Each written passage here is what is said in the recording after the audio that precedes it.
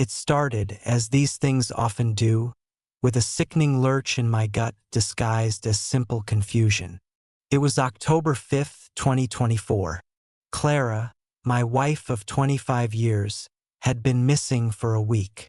Or rather, that was the official story I'd been forced to feed the police, her tearful sister, our bewildered friends. She'd vanished 4 days after we returned from Florence, our silver anniversary trip. No note, no word, just an empty space beside me in bed one Friday morning, September 28th, her car still in the garage, her purse ostensibly still on the hall table, minus her wallet and phone. Panic, then worry, then a carefully constructed missing person report. I played the distraught husband, fielded calls, managed the well-meaning casseroles. But that morning, logging into our joint savings account to pay the mortgage, something Clara usually handled, I saw it. A withdrawal. Not a massive one, just $500 from an ATM I didn't recognize. Dated September 30th, 2 days after she supposedly disappeared into thin air. The location stamp wasn't local. It wasn't even in our state. It was from a small-town branch of our bank network, 300 miles south, near the coast. A place we'd never been, never discussed. That single transaction ripped through the fog of my feigned grief. Clara wasn't missing. She had left. And the cool, calculated precision of that ATM withdrawal told me this wasn't a desperate flight. It was the first step in a plan. Our anniversary trip hadn't been a celebration. It had been a farewell tour, staged for my benefit. She vanished, all right, but not into the ether. She vanished into a life she'd built behind my back, funded, apparently, by the life we were supposed to share. The police wouldn't find her, but sitting there, the cursor blinking over that damning transaction line, I knew I would. I just needed to follow the money. Our life together, looking back, felt like a carefully curated exhibit of stability. I'm Samuel, Sam to most people. I was 52 last year when this all unfolded.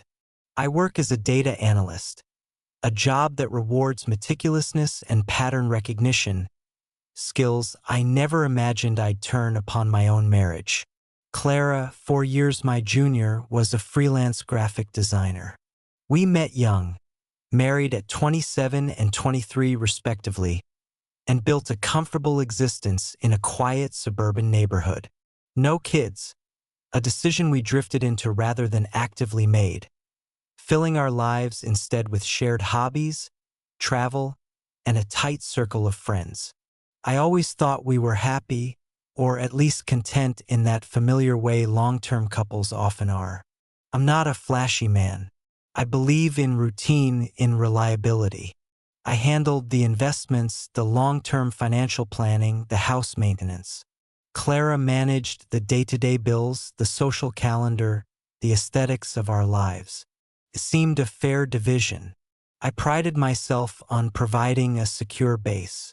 When her freelance work dried up during the 2008 recession, I took on extra projects without complaint, ensuring our lifestyle barely dipped. When her mother fell ill a few years later, I rearranged my work schedule to support Clara during her frequent trips to her hometown, never questioning the mounting travel expenses or the time away. Loyalty, to me, wasn't just a word. It was the bedrock of commitment. I trusted her implicitly with our joint accounts, with the running of our home, with the narrative of our shared life. We just celebrated that silver anniversary in Italy, 2 weeks exploring Florence and Rome, a trip she'd meticulously planned. We laughed, held hands strolling across the Ponte Vecchio, tossed coins in the Trevi fountain, renewed our vows symbolically over expensive pasta and wine. I remember thinking, sitting across from her under the Roman sky, how lucky I was, how enduring our connection felt. It was, I see now, a masterful performance. While I was basking in manufactured sentiment, She was likely finalizing her exit strategy. The stability I cherished wasn't a shared foundation. It was merely the stage upon which she played her part, waiting for the final curtain. The red flags were there, of course. Hindsight illuminates them with cruel clarity. They were subtle things, easily dismissed inconsistencies in the tapestry of routine. Around 6 months before the Italy trip, maybe March 2024, Clara became unusually protective of her phone and laptop. Screens angled away, quick closing of tabs when I entered the room, explained away as client confidentiality or surprise planning for my upcoming birthday. Plausible deniability. Then there were the unexplained errands, vague lunches with old colleagues I'd never heard mentioned before, evenings spent volunteering at a new charity downtown that seemed to require late hours but yielded few specific stories. I'd ask gentle questions, and her answers were always smooth, slightly dismissive, making me feel almost intrusive for prying. Financially, small oddities cropped up. An occasional cash withdrawal listed simply as miscellaneous. Slightly higher credit card bills attributed to online courses for her work or new software subscriptions. Nothing alarming in isolation. Spreadsheets were my domain, but I trusted her with the daily flow. Why wouldn't I? She started talking more about fulfillment, about wanting more from life, conversations I interpreted as standard midlife reflections, perhaps a desire for new creative challenges. I suggested we take up pottery together, plan another big trip for the following year. She'd smile, agree vaguely, then change the subject. The most concrete flag, the one I truly kick myself for ignoring, came in July. An email notification popped up briefly on our shared tablet, a confirmation for a hotel booking. Not for our Italy trip, but for a weekend in mid-August, at a boutique hotel in that same coastal region where the ATM withdrawal would later occur. When I casually asked about it, she paled slightly, then laughed it off, saying she'd been researching potential getaways for her sister's anniversary and must have clicked the wrong button, canceling it immediately. It sounded clumsy but believable enough at the time. My suspicion wasn't a sudden bolt. It was a slow dawning unease, a flickering inconsistency in the data stream of our life. I kept overriding the system warnings, attributing anomalies to user error or external factors, because the core system, our marriage, was supposed to be fundamentally sound. I didn't want to see the underlying code was corrupted. The trip to Italy felt like a system reboot, a return to normalcy. Her affection seemed genuine, her engagement complete. The final, perfect piece of misdirection. The single ATM withdrawal was the loose thread. Pulling it unraveled everything. I didn't confront, didn't panic. My analyst brain took over. Calmly, methodically, I began digging. Step 1. Secure our finances. I immediately transferred the bulk of our joint savings, the portion clearly attributable to my sole income over the years, into a new account under my name only. I left enough in the joint account to cover outstanding shared bills and her potential immediate needs, creating a clear financial boundary. Then I downloaded 18 months' worth of statements for all our accounts, checking, savings, credit cards, both joint and her individual one, which I had access to as a secondary user for emergencies. I cross-referenced everything. The small, unexplained cash withdrawals formed a pattern clustering around weekends she claimed to be visiting her sister or attending workshops. The credit card statements showed recurring charges from unfamiliar online merchants, subscription boxes, a VPN service, payments to a specific web hosting company. There were also small, regular fuel purchases from stations far off her usual routes. Using the dates and locations from the statements, I started mapping her movements. The coastal town appeared multiple times in the months leading up to Italy. Fuel stops, a coffee shop charge here, a small grocery purchase there. Not visits to her sister, who lived in the opposite direction. I checked her archived emails, nothing obvious. But then I thought about the web hosting charge. Using a domain lookup tool, I cross-referenced the payment dates with newly registered domains. It took hours, but I found it. A lifestyle blog registered under a variation of her maiden name 6 months prior. It was password protected, but the registration details used a secondary email address I didn't recognize.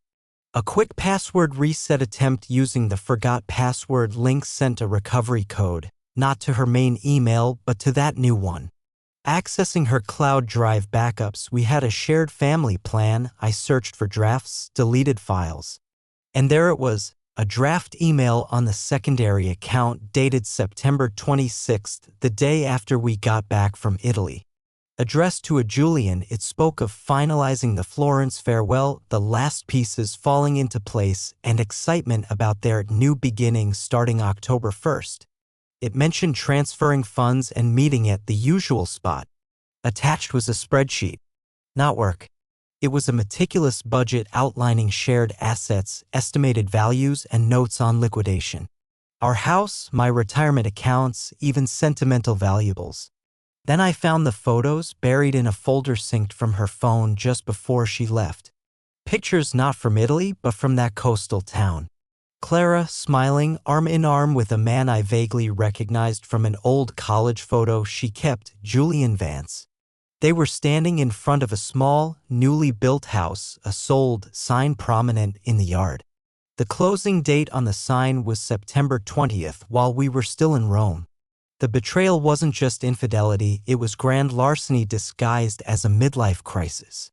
She hadn't just left me, she had plotted with him to systematically drain our shared life and start over using assets I had spent decades building. My grief morphed into a cold, clear focus. This wasn't about heartbreak anymore. This was about justice. I contacted Sarah Chin, a highly recommended divorce attorney specializing in complex asset division and forensic accounting, on October 10th. I laid out the timeline, the bank statements, the emails, the photos. Her advice was simple: stay quiet, gather everything, let Clara make the next move, and prepare for a legal battle focused on dissipation of marital assets and fraud. The game was afoot. The next few weeks were an exercise in controlled patience. I continued playing the part of the concerned husband, cooperating fully with the police detective assigned to Clara's missing person case, careful not to reveal I knew she wasn't missing at all. Detective Miller was sympathetic but clearly hitting dead ends. Meanwhile, I worked diligently with Sarah Chin and a forensic accountant she recommended. We documented every suspicious transaction, every piece of evidence pointing to premeditated asset concealment and abandonment. The web hosting bills, the blog registration under a pseudonym, the draft email detailing the plan with Julian, the photos of the new house purchased with funds likely siphoned from joint accounts or undeclared income, it painted a damning picture. We discovered Clara had quietly opened a separate bank account in her maiden name 6 months prior, diverting payments from several freelance clients directly into it. The forensic accountant estimated she had hidden close to $80,000. The coastal house purchase, we learned through property records, was made solely in Julian Vance's name, likely using Clara's hidden funds for the down payment to keep her off the deed temporarily. Sarah prepared the divorce filing, citing abandonment and financial fraud, along with emergency motions to freeze the known joint assets and Clara's hidden account, which we located through the accountant's tracing. The strategy wasn't dramatic confrontation, it was surgical precision through the legal system. The exposure came not with a shout, but with the quiet thud of legal documents being served. On November 15, 2024, coordinated through Sarah's office and a process server, Clara was served with the divorce petition and the asset freeze notice at the coastal house address we'd identified. Simultaneously, Julian Vance was served with a notice of lease pendens against the property, indicating a potential claim against it as being purchased with marital funds, effectively clouding the title and preventing its easy sale or refinancing. I received a frantic, tearful call from Clara that evening. Gone was the cool planner, she sounded panicked, cornered. She accused me of spying, of cruelty. I remained calm, stating only that her actions had necessitated legal protection of my interests and that all further communication should go through our lawyers. I refused to engage with her emotional appeals or attempts at justification. The next day, I informed Detective Miller that new information suggested Clara was safe but had voluntarily left the marriage under circumstances now being handled legally, providing Sarah Chen's contact details. The missing person case was promptly closed. I then sent a carefully worded email to our closest mutual friends and her family explaining briefly that Clara had chosen to leave the marriage and start a new life, that I was initiating divorce proceedings, and while saddened, I wished her well but needed privacy during this difficult transition. I didn't share the sordid details of the fraud or the affair. The legal filings would eventually become public record if they chose to look, but my aim wasn't gossip, it was clean separation and fair restitution. The asset freeze hit them hard. Clara's hidden account was locked, and the cloud over Julian's house title made their new beginning financially precarious. Their carefully constructed plan dissolved under legal scrutiny. Justice wasn't a fiery explosion, it was the slow, inevitable grinding of the legal gears, dismantling their scheme piece by meticulous piece. The divorce process took the better part of a year. Clara, represented by increasingly desperate-sounding lawyers, initially tried to fight, claiming half of everything and denying any wrongdoing. But the evidence compiled by Sarah and the forensic accountant was overwhelming. The emails, the hidden account, the timing of the house purchase, the documented pattern of deception, it left little room for argument. Facing the prospect of a lengthy and costly trial they were likely to lose, potentially even facing criminal fraud charges, Clara and Julian eventually agreed to settle. The settlement, finalized in August 2025, was heavily weighted in my favor. I retained the marital home, the majority of my retirement savings, and was awarded a significant portion of the funds Clara had diverted, traced back from her hidden account and acknowledged as dissipated marital assets. The lease pendens on Julian's house was lifted only after they agreed to essentially buy out the portion funded by marital money, forcing them to take out a hefty mortgage based solely on Julian's income. Their dream house became a financial anchor. There was no shouting match, no dramatic courtroom showdown. Just signatures on paper mediated by lawyers reflecting the cold reality of her choices. Selling the house we shared felt like closing a chapter. It held too many ghosts of a life built on a lie. I bought a smaller condo downtown, closer to my work, overlooking the city skyline. It felt clean, mine alone. The proceeds from the house sale, combined with the settlement, left me financially secure, albeit emotionally scarred. Healing isn't linear. There were days consumed by anger, others by a profound sadness for the 25 years I couldn't get back, for the person I thought I knew. But gradually peace returned. I focused on work, reconnected with hobbies I'd let slide, traveled solo, discovering a quiet confidence in my own company. I don't know if Clara and Julian are still together or if their relationship survived the financial strain and the foundation of deceit.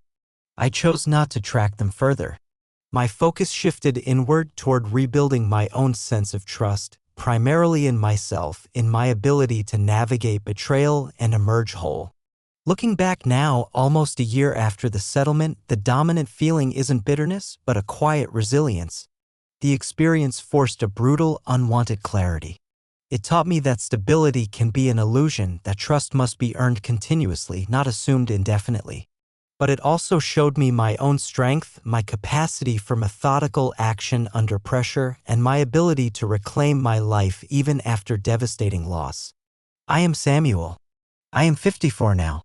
And for the first time in a long time, my future feels entirely my own. The data is clear, life goes on, and sometimes the most satisfying conclusions are written not in rage, but in quiet, deliberate acts of self-preservation and legally sanctioned justice.